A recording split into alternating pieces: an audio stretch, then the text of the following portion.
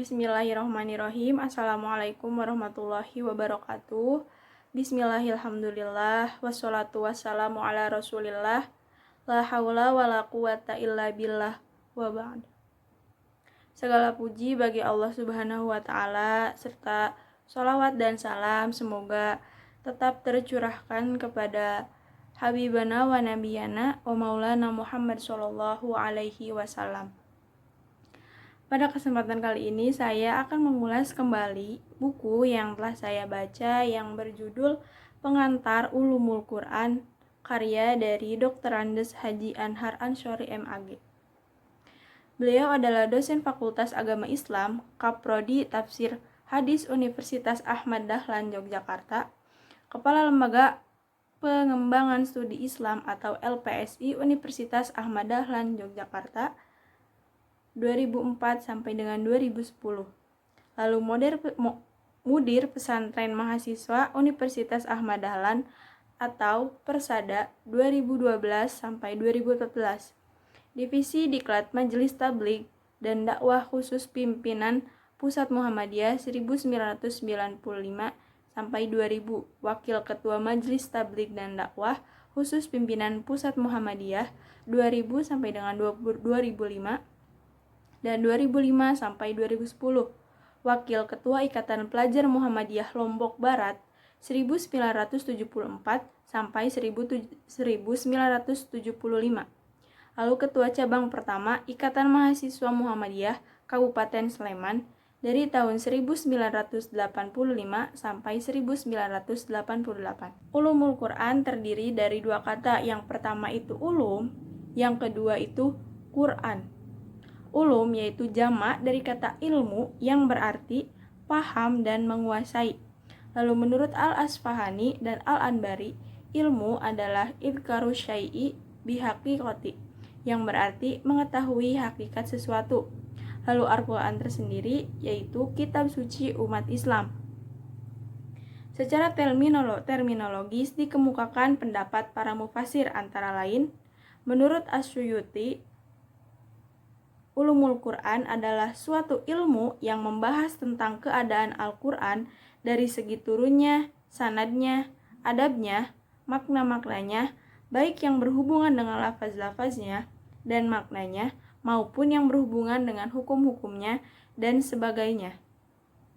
Lalu menurut Az-Zurqani, Ulumul Quran adalah pembahasan-pembahasan masalah yang berhubungan dengan Al-Quran Al-Karim dari segi turunannya, urutan-urutannya, pengumpulannya, penulisannya, bacaannya, tafsirnya, mukjizatnya, nasi dan mansukhnya, dan bantahan terhadap hal-hal yang bisa menimbulkan keraguan-keraguan terhadap Al-Quran dan sebagainya.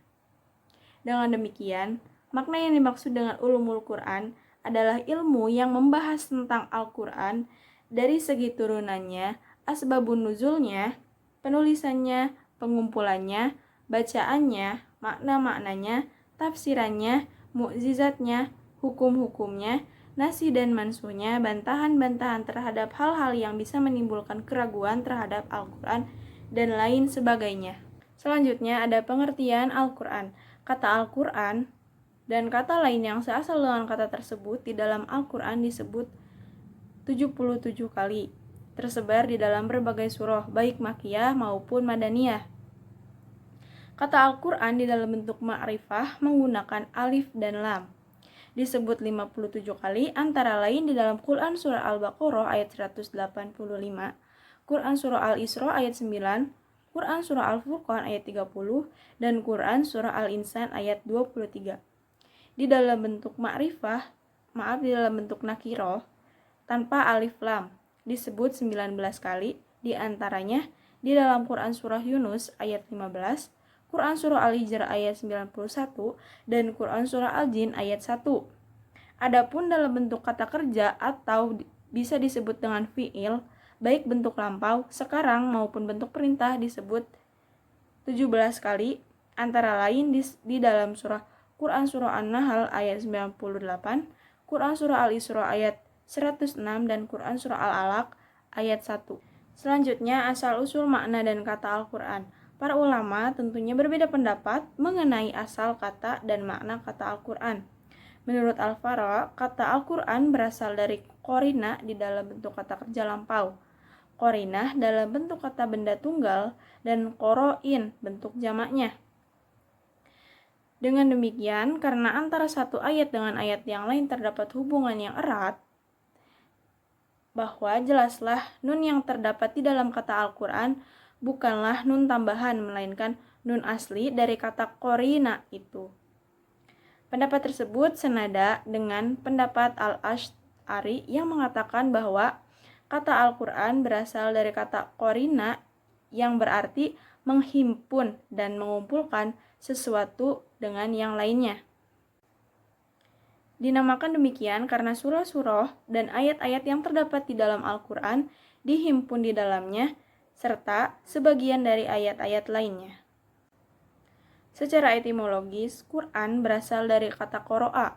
Menurut para ahli bahasa, kata qoro'a dapat diartikan mengumpulkan, menghimpun, dan dapat juga diartikan membaca. Lalu secara terminologis, Al-Quran ialah kalam yang menjadi mukjizat yang diturunkan kepada Nabi Muhammad SAW dengan lafaz dan maknanya dengan perantara malaikat Jibril alaihi salam yang tertulis di dalam mushaf yang disampaikan secara mutawatir mulai dengan Quran surah Al-Fatihah dan diakhiri dengan Quran surah An-Nas. Al-Quran juga memiliki nama-nama lain, yaitu kitab yang sesuai dengan Quran surah Al-Anbiya ayat 10 yang artinya sesungguhnya kami telah turunkan kepada kamu sebuah kitab yang di dalamnya terdapat sebab-sebab kemuliaan bagimu. Maka apakah kamu tiada memahaminya? Yang kedua ada Furqan sesuai dengan Quran surah Al-Furqan ayat 1. Maha suci Allah yang telah menurunkan Al-Furqan atau Al-Quran kepada hambanya agar dia menjadi pemberi peringatan kepada seluruh alam. Yang ketiga ada Az-Zikr. Sesungguhnya kamilah yang menurunkan Az-Zikr atau Al-Quran dan sesungguhnya kami benar-benar memeliharanya. Quran surah Al-Hijr ayat 9. Selanjutnya ada Tanzil, dan sesungguhnya Al-Quran ini benar-benar diturunkan oleh Tuhan semesta alam. Quran surah Tanzil ayat 9. Selanjutnya ada Nur atau cahaya. Hai manusia, sesungguhnya telah datang kepadamu bukti kebenaran dari Tuhanmu, Muhammad dengan mukjizatnya, dan telah kami turunkan kepadamu cahaya yang terang benderang, yaitu Al-Quran. Quran surah An-Nisa ayat 174. Adapun cara wahyu diturunkan kepada malaikat. Wahyu atau Quran diturunkan langsung oleh Allah Subhanahu wa taala ke Lauhul Mahfuz. Lauhul Mahfuz berarti papan yang terjaga. Penyebutan ini hanya sekali dijumpai di dalam Al-Quran. A'udzubillahi minasyaitonirrajim. Bismillahirrahmanirrahim. Bal huwa Qur'anum mujid fi lauhim mahfuz. Shadaqallahul adzim. Bahkan yang didustakan mereka itu ialah Al-Quran yang mulia yang tersimpan dalam Lauhul Mahfuz. Quran surah Al-Buruj ayat 21 sampai ayat 22. Lalu adapun tentang Allah menurunkan wahyu kepada malaikat ada 3 pendapat. Yang pertama itu, malaikat Jibril menerima wahyu secara pendengaran dari Allah Subhanahu wa taala dengan lafaznya yang khusus. Al-Quran itu diturunkan sekaligus kepada malaikat Jibril di Baitul Izzah yang berada di langit dunia pada malam Lailatul Qadar. Lalu yang kedua, Jibril menghafalnya dari Lauhul Mahfuz, dan pendapat yang ketiga, maknanya disampaikan kepada Jibril dengan lafalnya adalah lafal Jibril atau lafal Muhammad SAW. Dari 3 pendapat tersebut, pendapat yang pertama itulah yang benar yang dijadikan pegangan oleh Ahlu Sunnah wal Jamaah. Cara wahyu diturunkan kepada Nabi Muhammad SAW. Al-Quran diturunkan kepada Nabi Muhammad SAW dengan berbagai cara. Yang pertama dengan mimpi. Dengan bermimpi, dari Aisyah radhiyallahu anha dia berkata, sesungguhnya yang mula-mula terjadi bagi Rasulullah SAW adalah mimpi yang benar. Di waktu tidur beliau tidaklah melihat mimpi kecuali mimpi itu datang bagaikan terangnya pagi hari. Muttafaqun alaih. Yang kedua, datang dari belakang tabir atau hijab dengan mendengar kata-kata wa ma kana li basyirin aw yukallimahullahu illa wahyan aw min warai hijabin. Dan tidak mungkin bagi seorang manusia pun bahwa Allah berkata-kata dengan dia kecuali dengan perantaraan wahyu atau di belakang tabir. Quran Surah Asy-Syura ayat 51. Yang ketiga, datang suara seperti gerincingan lonceng. Lalu yang keempat, dengan menghembuskan ke dalam jiwa. Yang kelima, Jibril mendatangi Nabi Muhammad SAW menyerupai seorang laki-laki yang sangat tampan. Ini terkait dengan hadis Nabi yang berisi dialog Nabi Muhammad SAW dengan malaikat Jibril tentang iman. Yang keenam, ada Jibril memperlihatkan dirinya dengan rupa yang asli yang mempunyai 600 sayap kepada Nabi Muhammad SAW. Lalu yang terakhir, wahyu turun kepada Nabi bagaikan suara lebah. Diberitakan oleh Umar bahwa apabila Rasulullah SAW menerima wahyu, didengarlah di sisinya suara sebagai suara lebah. Al-Quran diturunkan pertama kali kepada Nabi Muhammad SAW pada malam Senin, tanggal 17 Ramadan bersamaan dengan tanggal 6 Agustus 610 Masehi. Lama turunnya Al-Quran menurut pendapat Al-Hudlari dalam Tarikh Tashri menetapkan bahwa lama tempo nuzul Al-Quran dari permulaannya sehingga penghabisannya 22 tahun, 2 bulan, 22 hari. Yakni dari malam 17 Ramadan tahun 41 dari milad Nabi hingga 9 Zulhijjah dari Haji Akbar tahun ke-10 dari Hijrah atau tahun 63 dari milad Nabi Muhammad SAW. Ayat yang pertama diturunkan yaitu 5 ayat dari surah Al-Alaq dan diakhiri dengan Quran surah Al-Maidah ayat 3. Ada hikmah diturunkannya Al-Quran secara bertahap. Yang pertama itu untuk meneguhkan hati Nabi Muhammad SAW atas hinaan dan hujatan kafir Quraisy yang menentang. Sebagai firman Allah, sesungguhnya kami mengetahui bahwasanya apa yang mereka katakan itu menyedihkan hatimu. Janganlah kamu bersedih hati karena mereka sebenarnya bukan mendustakan kamu. Akan tetapi orang-orang yang zalim itu mengingkari ayat-ayat Allah. Quran Surah Al-An'am ayat 33. Yang kedua, tantangan dan mukjizat Nabi sering mendapatkan pertanyaan yang memojokkan Nabi seperti pertanyaan tentang hal-hal gaib. Nabi merasa terbantu. Lalu yang ketiga, mempermudah penghafalan dan pengamalannya. Sekiranya Al-Quran diturunkan sekaligus, akan lebih sukar dalam penghafalan, pemahaman, dan pengamalannya. Selanjutnya, untuk menerapkan hukum secara bertahap sesuai dengan kondisi dan situasi pada saat itu.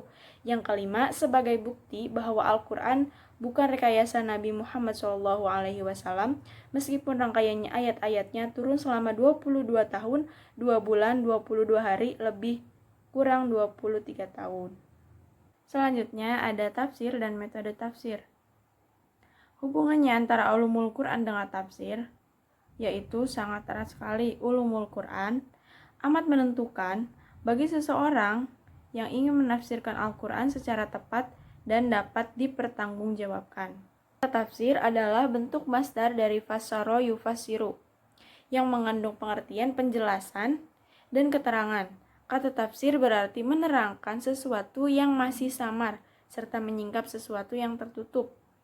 Secara etimologis, tafsir digunakan untuk menunjukkan maksud, menjelaskan, mengungkapkan, dan menerangkan sesuatu atau suatu masalah yang masih kabur, samar, dan belum jelas. Di dalam Al-Quran, kata tafsir disebutkan 1 kali, yaitu wala ya'tunaka bimatsalin illa ji'taka bil haqqi wa ahsan tafsiron. Tidaklah orang-orang kafir itu datang kepadamu membawa sesuatu yang ganjil, melainkan kami datangkan kepadamu suatu yang benar dan yang paling baik penjelasannya. Quran Surah Al-Furqan ayat 33. Selanjutnya ada metode-metode tafsir. Selama ini diketahui ada 4 macam metode tafsir yang cukup populer di kalangan akademisi yang memperhatikan kajian tafsir, yaitu metode tafsir tahlili, metode tafsir ijmali, muqaron, dan maudu'i. Metode tafsir tahlili adalah mengkaji ayat-ayat Al-Quran dari segala segi dan maknanya, ayat demi ayat dan surat demi surat sesuai dengan urutan dalam Mushaf Utsmani. Selanjutnya ada tafsir ijmali. Tafsir ijmali adalah penafsiran Al-Quran dengan secara singkat dan global tanpa uraian panjang lebar. Selanjutnya ada tafsir muqaron. Metode tafsir muqaron yaitu metode tafsir yang ditempuh oleh para mufasir dengan cara mengambil sejumlah ayat Al-Quran, kemudian mengemukakan penafsiran para ulama tafsir pada terhadap ayat-ayat itu dan mengungkapkan pendapat mereka serta membandingkan segi-segi kecenderungan masing-masing berbeda dalam penafsiran Al-Quran. Selanjutnya, tafsir maudu'i. Metode tafsir maudu'i atau tematik yaitu metode yang ditempuh oleh seorang mufasir dengan cara menghimpun seluruh ayat-ayat Al-Quran yang berbicara tentang satu masalah atau tema serta mengarah kepada satu pengertian, satu masalah, dan tujuan. Sekalipun ayat-ayat itu atau caranya turun berbeda-beda, tersebar pada berbagai surat dalam Al-Quran dan berbeda pula waktu dan tempat turunnya. Mungkin cukup sekian yang dapat saya sampaikan. Terima kasih. Wassalamualaikum warahmatullahi wabarakatuh.